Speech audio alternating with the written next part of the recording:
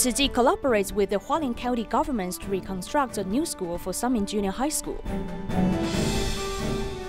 Working in textile and garments factories, people in Bangladesh have to work long hours with very low pay. Welcome to DaAi Headlines. I'm Margaret Lin. Thank you for joining us. We begin today's program in Hualien, Taiwan. Students of the Sanmin Junior High School have stayed in a dangerous school building for a long time now. Therefore, the Tzu Chi Foundation decided to collaborate with the Hualien County Government to reconstruct a new school in June. Recently, the groundbreaking ceremony for the construction was held. Native songs were sung fluently. 100 students from the Sanmin Junior High School, mostly from indigenous mountain tribes, have been attending this school, located at the foot of the mountains. The school gives them the opportunity to learn and change their life outlooks. The school was built in 1968 and has been open for 50 years. When we entered the classroom, we can see that the ceiling was leaking from multiple areas. This was because the steel bars were completely exposed, making it hard to be at ease and focus during classes. When Master saw the school ceilings, where the steel bars were exposed and the whole blocks were missing, her heart ached for the staff and children. So she decided on the spot that it was necessary to reconstruct the school. This is how the whole journey started. The dire conditions of the school buildings are so excessive that the pace of the reconstruction must be accelerated. Master Zhen Yan gave her sincere blessings through a letter to the school. 1968年创校，校舍普遍老旧，钢筋锈蚀裸露，岌岌可危，急需及早整建，以保障全体师生的安全。第一场，国泰民安，风调雨顺。 Even though the groundbreaking ceremony is carried out in the rain, it highlighted the lack of sports arena. In the past, when students wanted to exercise, they had to do it in the rain. It was a blessing in disguise. We already have 7 schools that were reconstructed by the Tzu Chi Foundation. Thank you so much for helping with the disaster reduction planning. When the earthquake that took place in Hualien on February 6th of this year, we saw how fast and efficient the Tzu Chi volunteers were in disaster relief missions. It was a strong and secure effort. Thank you very much. 非常安全，非常感谢。 In each of the new school buildings, there will also be a reading room. This will enhance the children's educational experiences, accompanied by local volunteers, and be shared with the community. To allow visitors to the Taipei City Hospital to enjoy a smooth walk, more than 100 city volunteers helped to lay interlocking bricks. Many of the volunteers were husband and wives teams, as well as some parents bringing their children along. In some instances, there were 3 generations, both grandparents and grandchildren working together. Passing these bricks one by one are more than 100 Tzu Chi volunteers using the Dragon Boat Festival holiday weekend to come together to complete this important task. To bring a brick to the right position, you have to carry it in by hand. It must be done one by one. These interlocking bricks have to be installed together to make it like this. So we need to bring everyone together to do this. From the Tzu Chi Hospital till now, it must be more than 15 years. The base is uneven, higher and lower in spots, so we have to do adjustments in stages. Accurate calculations are needed to allow the area to be completely filled with bricks, with some needing to be cut. A circular saw on the spot was used to process these bricks and help pave this road. Old bricks were also dug up and reused, as volunteers cleaned them, brushing off the dirt to allow these old bricks to be recycled. There are some crushed stones on top, which along with the concrete needs to be brushed off and cleaned. These interlocking bricks were reused for environmental consideration. I didn't have anything to do today, so I thought that I would come and contribute and clean these bricks. This is the first time I had such an experience. In addition to seeing young faces, there are 3 generations, grandparents and grandchildren, happily working together. In the more difficult places to clean, we use a hammer to tap it, and then we use a brush to scrub it off. At home or at school, there's a little opportunity to volunteer for the good of the community. So today we took this opportunity to come here and do this work together. This different type of family activity took place over the Dragon Boat Festival weekend.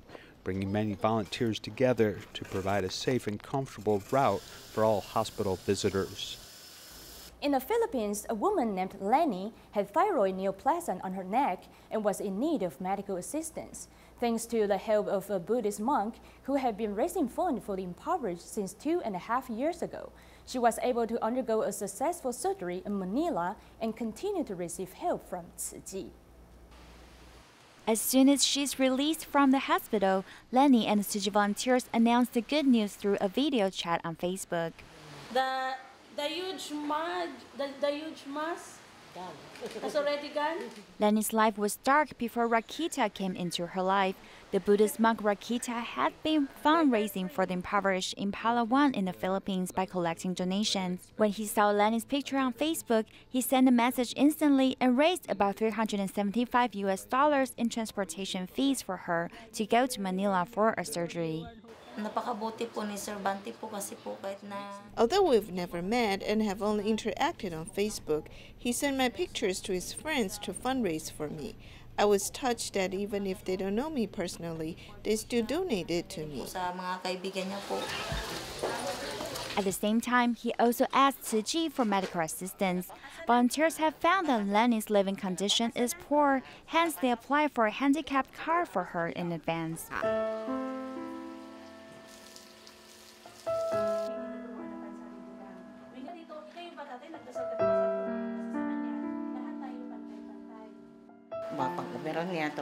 I want to lessen their expenses, so I applied for a discount card for the disabled for them. This card can give them a discount anywhere. Volunteers also arranged for her to stay in a Catholic shelter, which has demonstrated that great love transcends religious boundaries, and everyone felt grateful for the collaboration. Hi. Yes, sir. Thank you, sir. Thank you, sir. Very, very thank you, sir.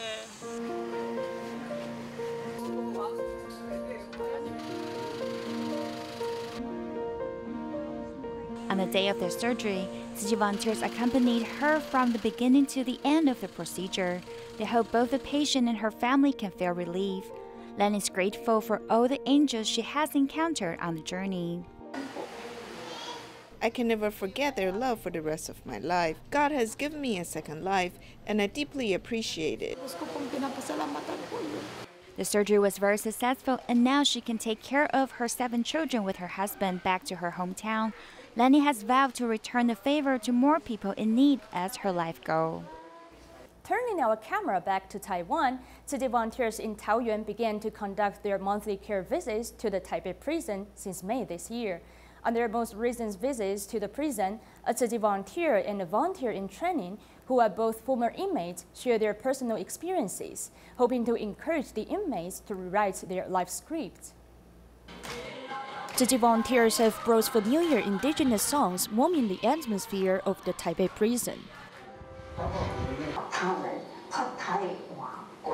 On Tzu Chi's monthly visit, the volunteer in training shared his personal experiences. After I was released from prison, I was planning to go back to the wrong life path and continue to take drugs. Thanks to the help of a Tzu Chi volunteer, Mr. Ye, he was willing to lend me a hand and offer me a job. 41-year-old Peng Wenshong used to be the gang leader in Sanchong District, New Taipei City. Since I had been in prison for almost 20 years, I thought it had no meaning if I continued to be in prison. The first half of my life script was already written by the government. The script for the rest of my life needs to be written by myself. I hope all of you guys can give us a chance to help you. Chen Yueliang, who has become a Tzu Chi volunteer after he was released from prison, also has deep feelings. How often can a mother come here to accompany her child? Many people have lost contact with their mothers. It's true that my mother lost contact with me during the 3 years of my prison sentence.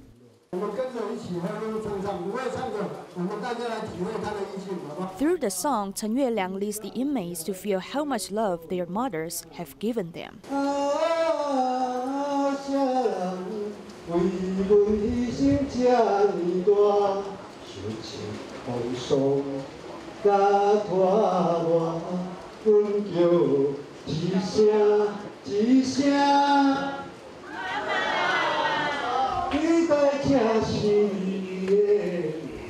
Through these care visits, the volunteers encourage everyone to contribute their lives to other people than to hurt people for their own benefits.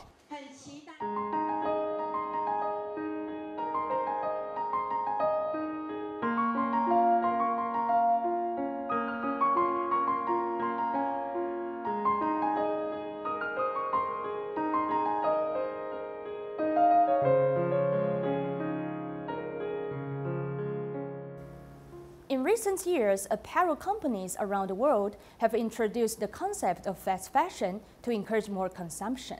This means that textiles and garments production have moved to countries with low pay. For example, Bangladesh is the world's second largest exporter of garments, with more than 8,000 textile and garments factories in this country. However, work in this industry is still subject to long hours and low pay. Ladies and gentlemen, please ensure upon your seatbelt.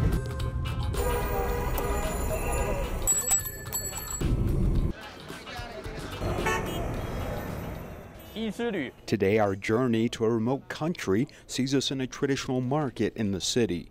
This country is number 2 in the world when it comes to clothing exports, only behind China. In order to process orders from the global market, Bangladesh's textile and garment factories are springing up everywhere. In Bangladesh, there are a lot of labor-intensive factories that have sprung up to respond to the popular consumer trend of fast fashion. This is the new business model.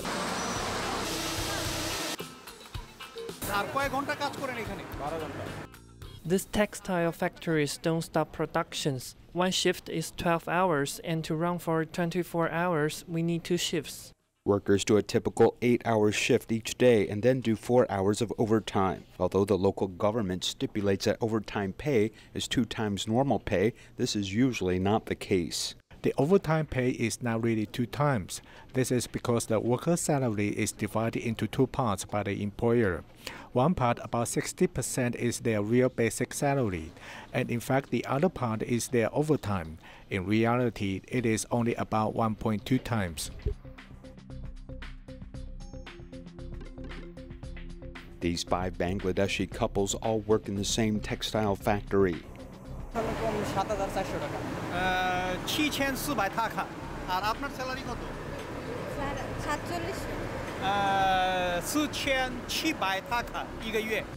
The combined salary of the husband and wife are equivalent to about $150 per month, which is quite meager and only 1/10 of a Taiwanese salary.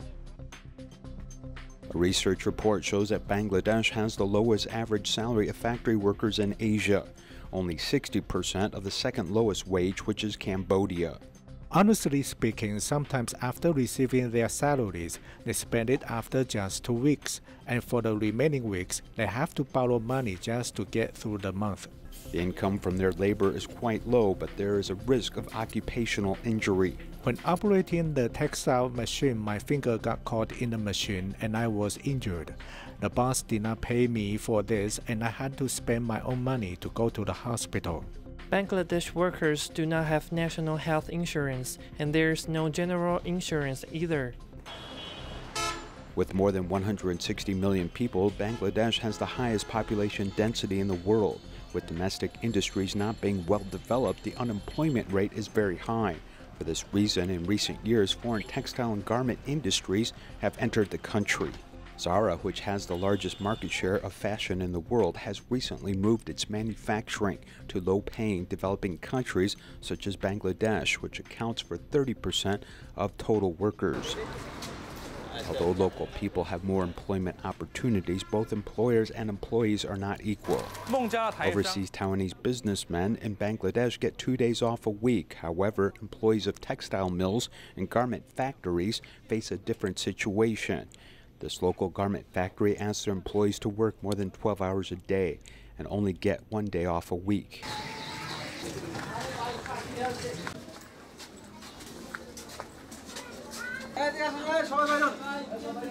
We visit some workers when they are not in the factory.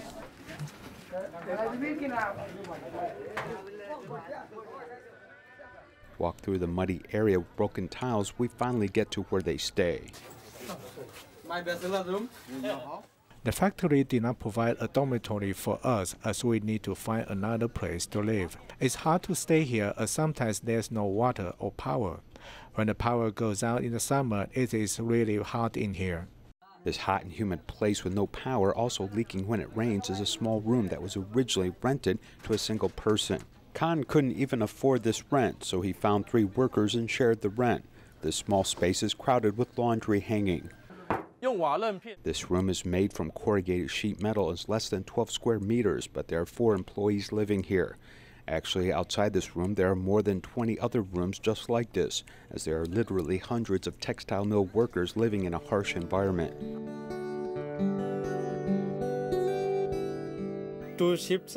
I work as a textile mill operator. Life is not good. I don't have much salary, and I also don't have much of a life. And I have to send my parents some money also. 24-year-old Khan was unemployed for 2 years in his hometown and had to travel to Dhaka, which is the capital 100 kilometers away. Like most Bangladeshi youth, he thought that when he got to the capital he could make money and escape poverty of the countryside, and never thought he would end up living like this.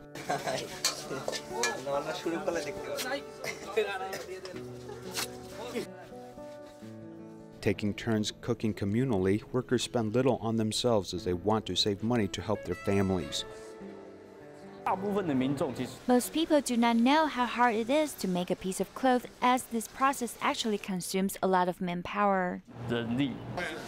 Sweatshops are a structural issue, as we need to change the entire textile industry business model and shopping in a more rational manner. Consumers need to also change and seek out different mode of production to slow the speed of fast fashion. The link between production and consumption should not be just cheap prices and advertising. Instead, one factor that needs to be addressed is educating consumers about social justice and fairness in the manufacturing process. Visually impaired patients mostly learn about the world through senses of touch and hearing. We are rediscovering the world through Zhou Jinfa's perspective and experiencing how the visually impaired will train professionally. For most of them, how to lead a happy life in the dark world is the most important life lesson they must learn. 这是什么声音？磨刀的声音。哦，磨刀啊，录一下，录一下。有时候你透过菜市场，你就可以描绘一些比较家庭主妇的一些生活。这是茭白笋呢。不是不是，立竹笋。啊，立竹笋啊。对于音乐上，这音乐要怎么写啊，怎么做，会有一些就是会一些辅助。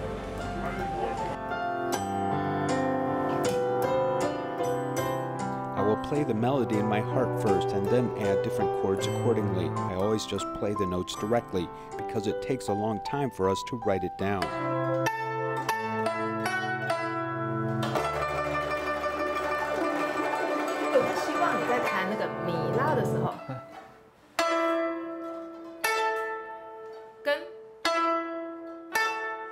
Ah. 好大呀！秋天来的感觉。对，学古筝已经有20年了。He has his own methods to acquire the skills and this jumping gesture. I really admire him in this aspect because I was amazed at how he can always find the right ways to play each note. Music is an inseparable part of my life. I hope everyone can respect me when they hear my music and not just judge me by my visually impaired appearance.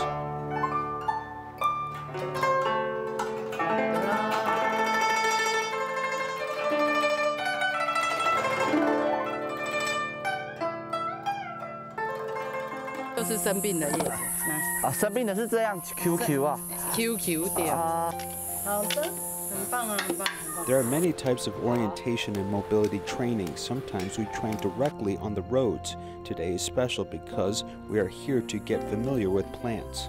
Once he is able to understand the working of his body well, he has a chance to explore and observe everything in his surroundings. Being visually impaired to me is just a part of my life that I need to get used to. However, everyone has their own issues and they must face and be challenged by them. Even if we are visually impaired, we can still touch with our hands, hear with our ears, and smell with our noses. We can still explore the world through these senses. In Taiping of Taichung, there is a food stall owned by a couple who has to raise 4 children. The couple has to make a living while caring for their young children. Some enthusiastic people posted their story on the internet, encouraging people to help them and show their support. Enduring the heat, this mother is carrying her twin babies. While making a living, she also takes care of them. I want to take care of them by myself, not relying on other people. She also has 2 other children who are in kindergarten. After school, the kids also join them at the food stall. He is in pain, but he's still hands-on. Mr. Ke seriously injured himself at work. Although he was able to save his feet that were deemed for amputation, he suffers from side effects. The central nerves of my pelvis really hurt. Without medication, I might not be able to stand up. A lot of people came to buy scallion and pancakes upon learning of this situation through the internet. We have to work very hard with 2 kids. He has 4 children. He must face a lot of pressure. This family is also a Tzu Chi recipient family who has been helped by the volunteers for more than 3 years. We admire their spirits because they try their best to support the family. We should also support them and give them a hand. Despite a hardship in life, this family of 6 has felt the love of Tzu Chi volunteers and the public. So there are still many kind people in Taiwan. We have felt the warmth. Thank you.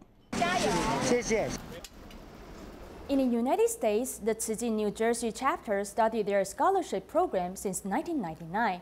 To award scholarships to those who really need them, Tzu Chi volunteers undergo a very rigorous review process. Besides the paperwork, they will also do home visits. This year, 24 students were chosen. At the 2018 Scholarship Award ceremony held by the Tzu Chi New Jersey chapter, 13 out of the 24 scholarship recipients attended events with their parents. The Tzu Chins take on different tasks, MCs explaining Tzu Chi's formations, and the others promote environmental protection. This makes the students realize the importance of making good use of their scholarships. I would think the most important one, in my opinion, would be medicine, because as they were saying before, if someone is not fortunate enough to move around or be healthy, he wouldn't be able to study maybe, or work, or get to do something to have a living. I'm going to become a pediatrician. Yes. Because your kindness. Yes, and I love children. They're so happy all the time. After going through detailed assessments, the scholarships are used to subsidize those who are most in need. Hualien Tzu Chi Hospital held a tea ceremony to thank the dedication of Tzu Chi volunteers. In addition, they also invited the volunteers to share their happiness of serving others. We will leave you with these images. Thanks for watching.